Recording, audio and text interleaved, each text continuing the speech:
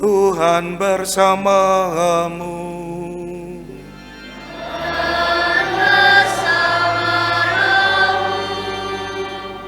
Inilah Injil suci menurut Santo Matius.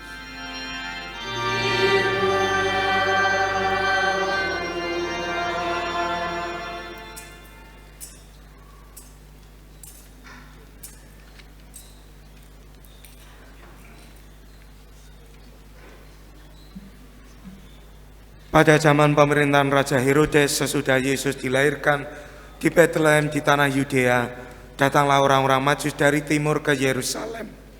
Mereka bertanya-tanya, di manakah Raja Yahudi yang baru dilahirkan itu? Kami telah melihat bintangnya di ufuk timur dan kami datang untuk menyembah Dia.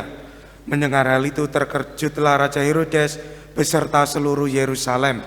Maka dikumpulkannya semua imam, kepala dan ahli Taurat bangsa Yahudi, lalu dimintanya keterangan dari mereka di mana Mesias akan dilahirkan.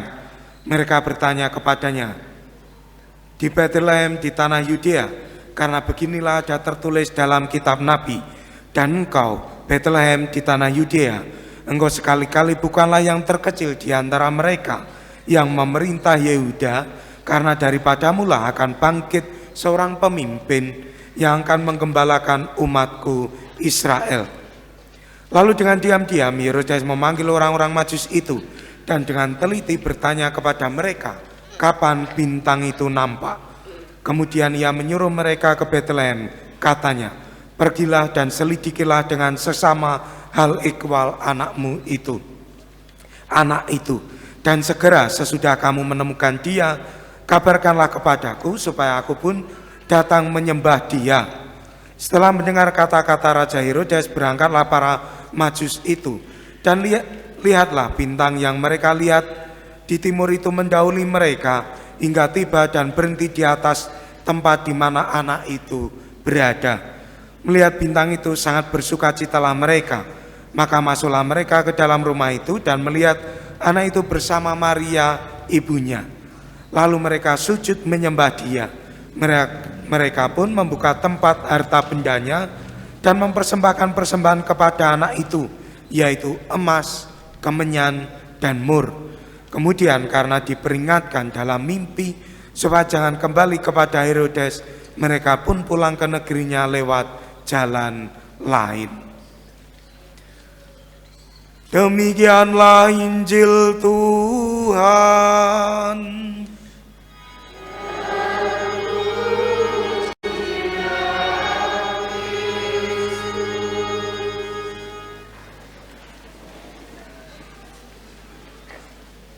Ibu bapak dan saudari-saudara yang terkasih, para bruder, suster, para romo, selamat pagi, berkah dalam. Hari ini kita merayakan hari raya penampakan Tuhan, dan ada satu hal yang ingin saya tawarkan sebagai bahan permenungan. Kalau kita melihat kandang di tempat Yesus dilahirkan itu, biasanya kita melihat pribadi-pribadi siapa saja. Satu, siapa? Maria jelas. Dua, Yusuf. Tiga, orang Majus. Dan yang menarik, hari ini kita mendengarkan kisah orang Majus ini.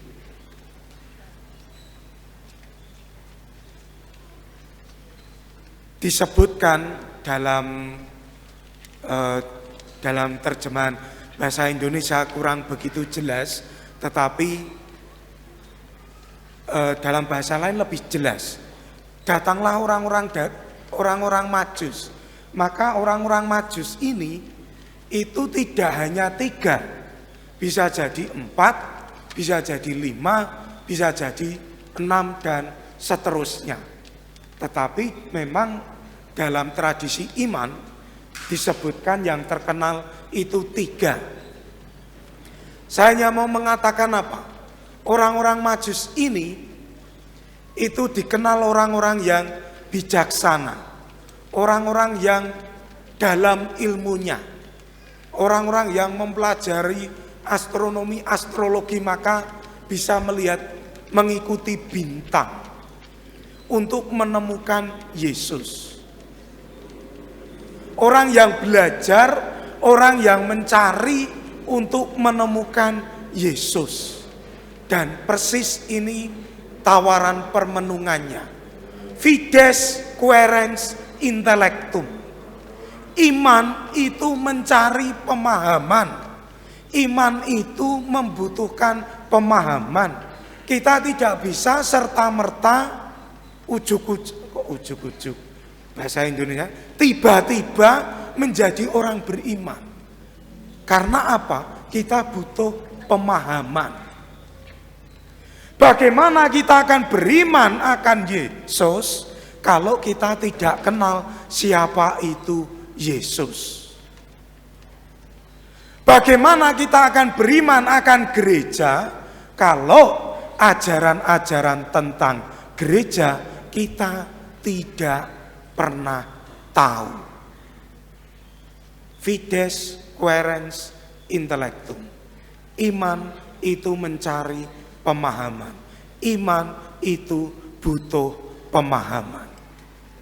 Maka pertanyaan permenungan kita semua, apakah bertahun-tahun saya menjadi Katolik itu, pernahkah saya mencari siapa Yesus? Apakah ajaran-ajaran gereja Katolik itu? Seringkali saya itu merasa aneh ketika mendengar laporan, saya goyah Romo. Ketika bertemu teman-teman agama lain ditanya tidak tahu. Tapi ketika saya bertanya, sudah belajar belum? Belum pernah. Ke gereja tidak pernah bawa kitab suci, bawanya buku lagu. Kadang malah tidak bawa apa-apa. Waktunya habis maca, gitu. Milih pakaian, milih kendaraan. Tapi buka kitab suci, buka ajaran-ajaran gereja, jarang. Nah, iman ini mencari pemahaman. Kalau kita sebagai orang tua tidak paham iman kita, terus punya anak, apa yang mau kita ajarkan? Juga tidak ada. Hari ini saya sungguh senang melihat begitu banyak anak muda, anak-anak kecil. Saya tinggal di Seminari Tinggi Kendungan. Seminari Tinggi Kendungan itu pasokannya biasanya dari Seminari Menengah Mertoyudan. Tetapi kemarin kabar yang muncul, yang mendaftar seminari itu hanya 40. Yang besok akan masuk Seminari Tinggi Kendungan, kalau tidak keluar dan 7. Semakin sedikit yang masuk. Tetapi bisa jadi karena juga semakin tidak paham siapa Yesus, siapa gereja, iman Katolik. Karena seringkali kita sebagai orang tua mengambil jalan pintas. Ketika anak-anak kecil rame di altar atau apa, tidak menjelaskan kok kenapa kita harus tenang, ngambil jalan pintas, nggawe gendruwo, nggawe memedi. Ojo rame engko ndak diseneni romo, ndak diseneni suster, ndak diseneni bruder. Lalu sosok suster, bruder, imam itu yang menakutkan karena gaweane marah. Ya memang itu paling gampang untuk orang tua, tapi tidak mendidik gitu. Terus yang masuk seminari saya sithik gitu kan. Mari kita belajar. Tidak hanya sekedar cari jalan pintas, gampangnya untuk mendidik anak-anak kita, tapi kita belajar supaya anak kita juga tumbuh, berkembang dalam iman. Mari kita berpikir carane piye. Fides quaerens intellectum. Iman mencari pemahaman. Ayo sinau, ayo belajar. Kalau bingung, tanya sama romonya. Romo, saya kurang paham maksudnya ajaran ini apa? Tidak apa-apa. Memang sudah layak dan sepantasnya umat bertanya, imamnya menjawab. Gitu. Sudah tanggung jawabnya imam untuk mengajar. Gitu. Maka jangan takut kalau tidak paham bertanya. Gitu. Jangan kok malah tertanam ini, engko ndak diseneni romone, terus ora takon, tidak paham, dan ketika anaknya bingung juga tidak tahu mengajar. Iman itu mencari pemahaman, butuh pemahaman. Seperti orang Majus ini yang mau mencari, belajar untuk menangkap, mengenal siapa Tuhan. Dan kita belajarnya dari mana? Dari gereja, dari orang-orang beriman yang sejak dahulu kala mengikuti Kristus. Para rasul, santo-santa yang memiliki pengalaman iman. Kita belajar dari situ. Dan kita belajar juga jejak-jejak dari orang tua kita, masyarakat kita, lingkungan kita.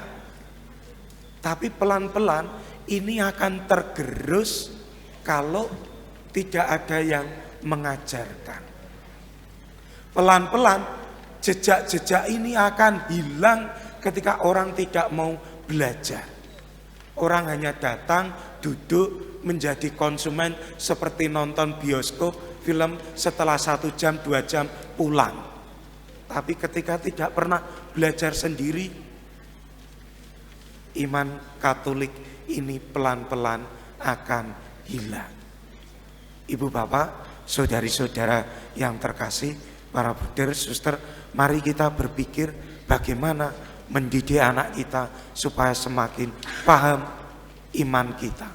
Supaya dengan paham, dengan mengenali, semakin sayang. Bagaimana kita akan semakin sayang? Kata pepatah lama, kalau kenal saja tidak. Bagaimana akan kenal Yesus? Kalau membuka kitab suci saja tidak pernah. Bagaimana akan kenal Yesus? Kalau membuka ajaran Katolik saja tidak pernah.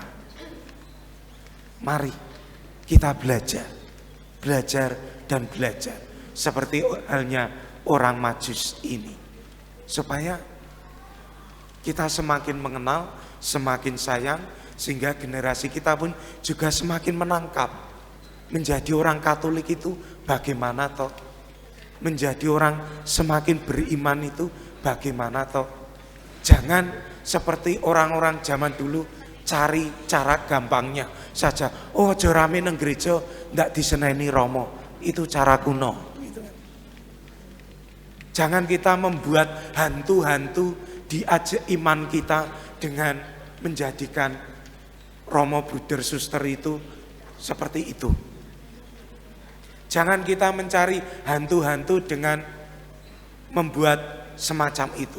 Itu paling gampang, tapi membuat kita semakin kerdil.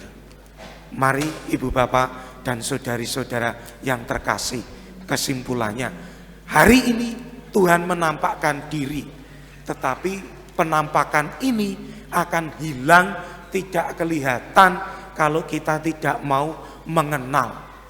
Dan salah satu cara sederhana kita mengenali penampakan Tuhan, kalau kita mau belajar dan belajar. Mari kita belajar. Caranya sederhana. Mari kita buka kitab suci, buka ajaran gereja. Kemuliaan kepada Bapa dan Putra dan Roh Kudus.